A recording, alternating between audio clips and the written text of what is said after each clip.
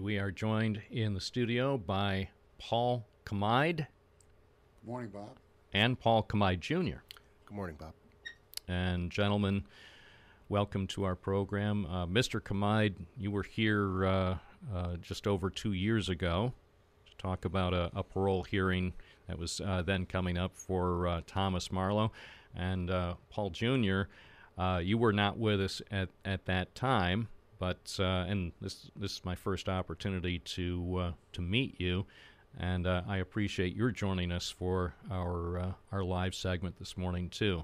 I know this is important to each of you, and I know it's potentially going to be an emotional discussion that we're going to have. But Paul Jr., thank you for being with us. Thank you, Bob. We're talking about something that happened 35 years ago, and Paul Jr., you told me you were only 3 months old at the time that your mom was killed during a convenience store robbery on Binghamton's east side. That is correct. So you have no memories of your mom?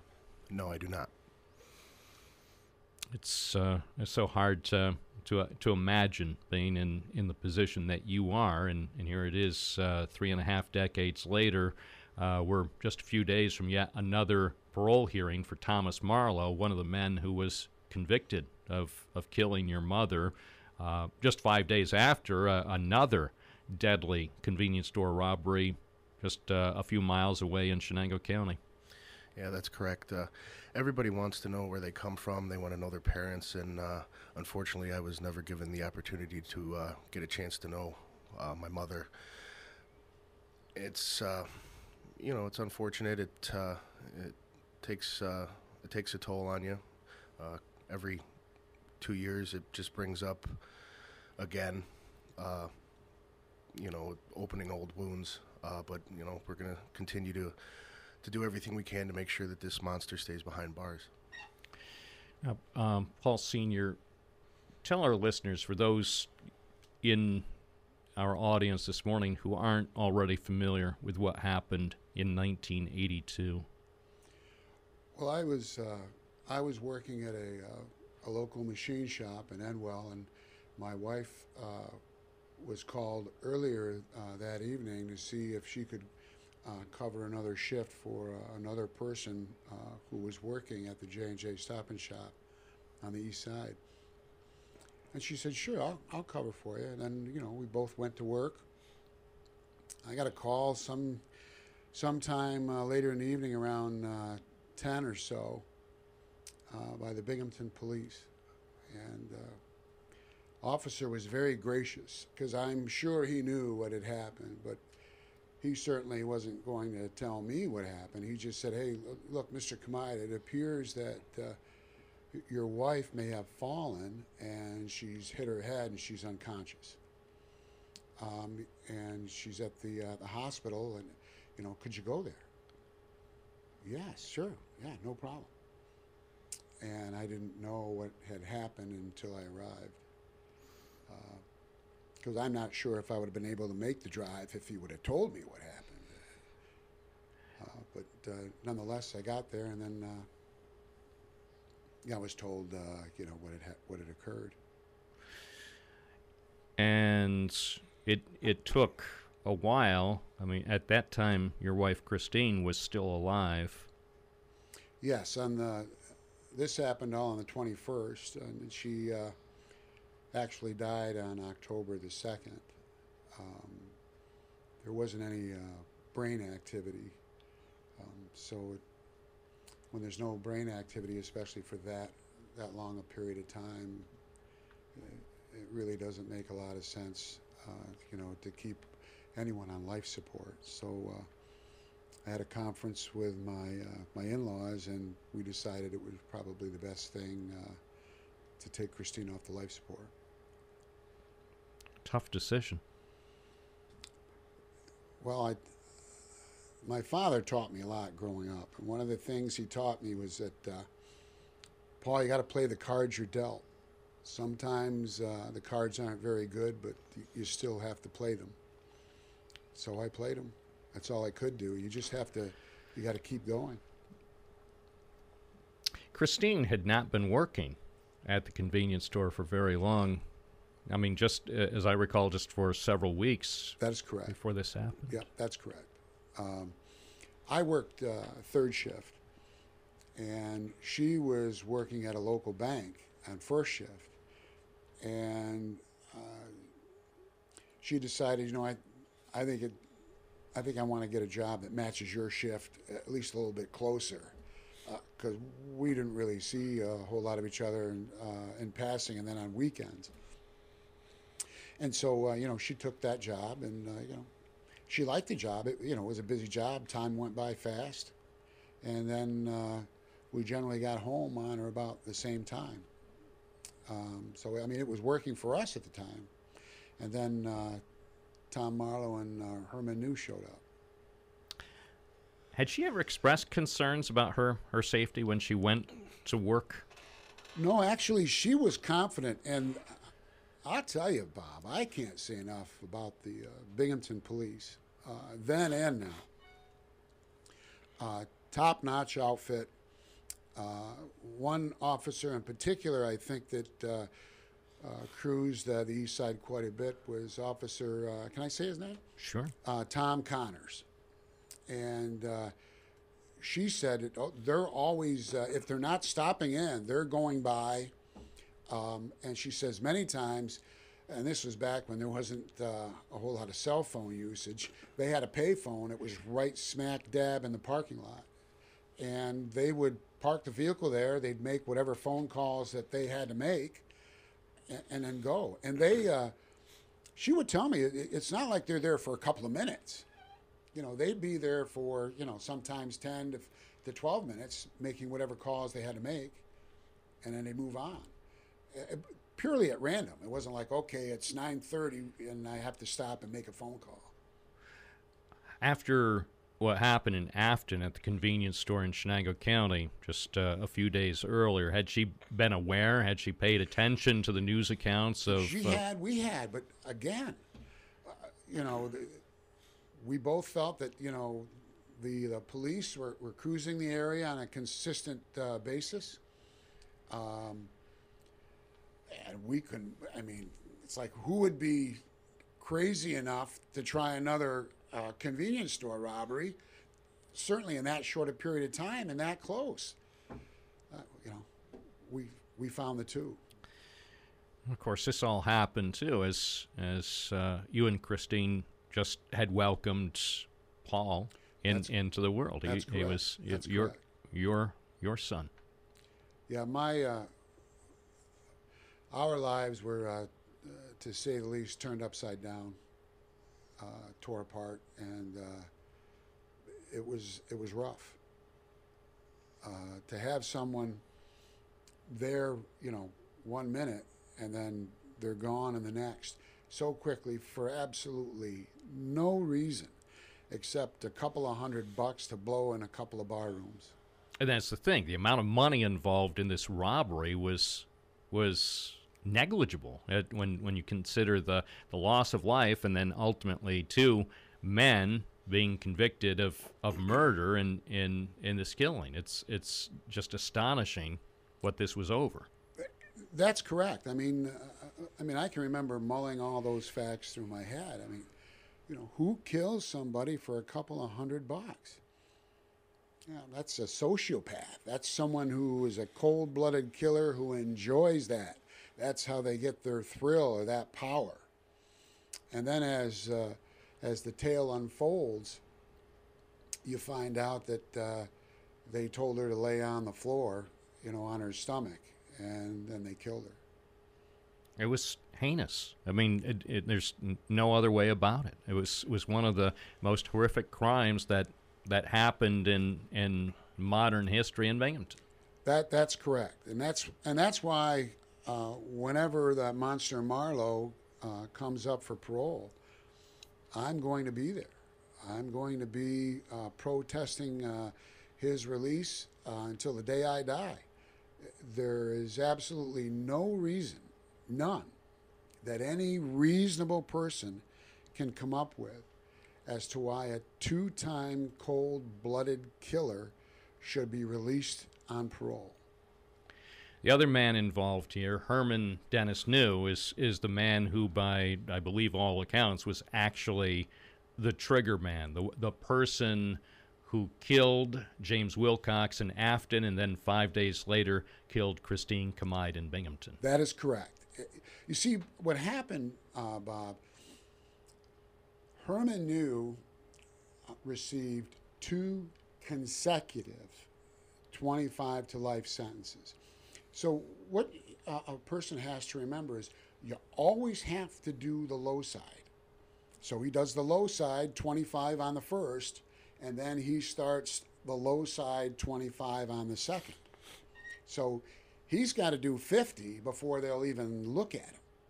And he will not be looking at his first parole hearing, I believe, until 2033. And that's if he's still alive. And who knows, nobody knows what his condition is in the state pen. Thomas Marlowe, the getaway driver in both cases, has insisted that he was afraid of Herman New. You know, Bob, you bring up it's a heck of a point. You listen to what someone says, but more importantly, you watch what they do. Okay, hey, I'm afraid for my life and my family's lives because this guy, he has threatened us. Okay, so reasonable person. What's a reasonable person do? Gee, I think I better get out of this while I can. I'm going to go to the authorities. Herman New was on parole. He could have went to his parole officer, SPO Robert Kent. He didn't do anything. As a matter of fact, the authorities were at Thomas Marlowe's residence in the early evening hours that night. It would have been perfect. He could have said, hey, I made a huge mistake, and give it up. No, he gave him an alibi. Gave New an alibi and just proceeded to go ahead and do exactly what they did to Jimmy Wilcox. So my question, is that reasonable? I don't think so. So the parole hearing is scheduled for 1 week from today? That's correct. Where is it to be held? I believe it's in a locale where he is incarcerated. And right now, he's at Great Meadow. In northern New York? Yes. It's north of Albany. Yes, that's where he is. So I believe it'll be there in the prison wherever they conduct the parole hearings. So does that mean you and your son will be taking 3 or 3.5 hour ride next Monday? No, you're not allowed to sit in on that. You're not allowed? No. We, being the victim, have an opportunity to address a parole commissioner. I don't want to say at a venue of our choice, but somewhere that's reasonably close. We addressed the parole commissioner April 20th on a Friday at 10 a.m. up in Syracuse. So you've already had your opportunity to state for the record prior to the May 14th hearing what you feel about this and why you believe Thomas Marlowe should not be released. 100%. Yeah, that is 100%. correct. Usually February, middle or the latter part of the month of the year that the monster Marlowe comes up for parole, I get a letter from Crime Victims Assistance in Albany. And they're just giving me a heads up.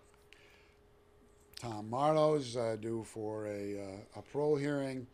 And if you would like to schedule an appointment to see a parole commissioner, please do. They give you all the information, and then you go ahead and schedule. Paul, so did you go to Syracuse too? Yes, that is correct. I've gone every time that he's been eligible to speak. Tell me about the message that you conveyed on April 20th. Well, it's pretty simple. I just explain how You know, I was never given the opportunity to meet my mother. You know, people lose loved ones all the time, but they, you know, they can reflect on memories and take comfort and solace in that. And I don't have any of that. You know, I have no recollection of any of the love that she gave or all the joy that she knew. So I just, I expressed my feelings about that. Also about how, you know, not once but only twice, this monster made a decision to do what he did. And I also expressed that people who have the ability to right the wrongs have the responsibility to do so. You know, after all is said and done and we say what we say, it's still in their hands. The decision is, and you know, we can only hope and pray that they side with us on our side. Have you ever imagined being face to face with Thomas Marlowe? I try not to think about it, but there has been times where I have. What would you say? Honestly, I couldn't tell you. Probably just I'd want to know why. You know, she didn't. Her and Jimmy Wilcox would have given him everything they wanted. There was no need for their lives to be taken. You know, they're senseless violence.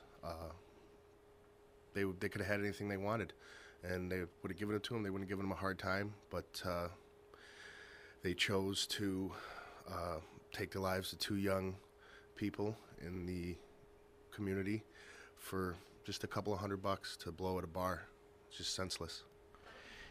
If people in the community have strong feelings about this, there is a way for people to express their thoughts, their concerns to the parole board? Yes, there is, Bob. I'm glad you brought that up. If they could take the time, they can go to a website. May I give you the website? Please do. It's www.D as in David, OCCS as in Sam, .ny.gov/DOCCS web letters to Board of Parole 4.AS as in Sam PX. Now the important thing here, Bob, is that they include the DIN number. And that's what it is, DIN number, DIN, and that is 83C0834. Once again, that DIN number is 83C0834, and I would encourage everyone in Broome County in the Southern Tier to go to that website, share it with all your family, friends, neighbors, and make a statement to the Board of Parole. It doesn't have to be a letter. You can just say, it's our understanding that Thomas Marlowe is coming up for a parole hearing due to two killings in the Southern Tier, and we want you to know that we're against his release on parole. So the hearing will be held next week. Then what typically happens? How long, how much time usually passes before a decision is announced? It happens very quickly, Bob. I don't know, the 14th is on a Monday, because today's the Monday the 7th. I'll know in a couple of days. And as a matter of fact, the parole commissioner I saw was very gracious, and she said, I'll have someone call you and tell you, but just in case there's no mix-up, this is the number for you to call, and you'll find out. I also have a Facebook page. It's under my name. I also have a link on there where you can just click on it. You can share it. You can go on and fill out all the information that goes along with the website. just the outpouring of support too from the community, all the shares that I've gotten, and everybody that took the time to fill it out and express their feelings of why this monster should stay behind bars has just been, it's been very comforting. I spoke with a few guys. One man was on the jury, talked with him for a little bit. Another man was showed up a few minutes after it had happened, spoke with him for a little bit. But yes, the support from the local community has been very, very comforting. Paul Kamide Jr., Paul Kamide Sr., thank you both for being with us today and sharing this important information with our listeners as the parole hearing approaches next week. And we'll have more information about this on our website, WNBF.com. Thank you for your time, Bob. Thank you, Bob.